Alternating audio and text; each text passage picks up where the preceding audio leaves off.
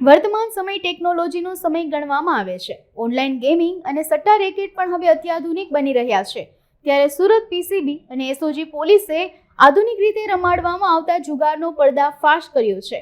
શહેરના કતારગામ વિસ્તારમાં બંબાવાડી એપલ બિલ્ડિંગની સામે જલારામ ખીચડીની પાછળ આવેલી એક દુકાનમાં દરોડો કર્યો હતો.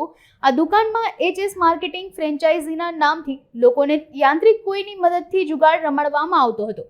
વ્યક્તિ એક કોઈનનું રોકાણ કરે અને ત્યારબાદ જો તે વિજેતા થાય તો તેને એક કોઈનના બદલામાં 9 કોઈન આપવામાં આવતા હતા. એસઓજી અને પીસીબીએ દુકાનની અંદર જુગાર રમાડતા 2 ઓપરેટરો અને જુગાર રમતા 10 લોકોની ધરપકડ કરવામાં આવી છે. પોલીસ કમિશનર શ્રી સુરત શહેર, અધિક પોલીસ કમિશનર શ્રી ક્રાઇમ તથા નાયબ પોલીસ કમિશનર શ્રી સુરત શહેર નાઓની સૂચનાથી સાયબર ક્રાઇમ પોલીસ સ્ટેશનમાં નોંધાયેલ ગુનાઓની અંદર આરોપીઓને પકડી પાડવા માટે તથા સુરત શહેરની પ્રજાનું સાયબર ક્રાઇમથી રક્ષણ થાય તે માટે ગુનેગારોને શોધી કાઢવા માટે સૂચના આપવામાં આવે. તે અંતર્ગત ગત વર્ષ 2023માં સાયબર ક્રાઇમ પોલીસ સ્ટેશનમાં નોંધાયેલી એફઆઈઆર નંબર 83/2023ની અંદર જે ગુનો અનડિટેક્ટ હતો, સદર ગુનામાં ફરિયાદીને હોટેલ બુકિંગના અલગ અલગ ટાસ્ક આપી ફરિયાદીને શરૂઆતમાં કમિશન આપી અને ત્યારબાદ પૈસા એની પાસે ભરાવડાવીને પછી પૈસા નહીં ઉપાડી દઈને આશરે 12,29,000 જેટલી મોટી રકમનું ફરિયાદીશ્રી સાથે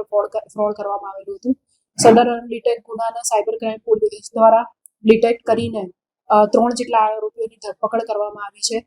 સદર ગુનાની અંદર મૂળ એકાઉન્ટ ધારક નિકુંજ દ્વારા 65,000ની જેટલી મોટી માતબર રકમ લઈને કરંટ એકાઉન્ટ આગળના આરોપીઓને ભાડે આપવામાં આવેલ છે અને દરેક આરોપીએ 65,000થી માંડી 20,000, 25,000 જેવી રકમ લઈ અકાઉન્ટ ભાડે આપી મેળાવીપણામાં ગુનો આચરીને આ ફ્રોડ કરેલ છે.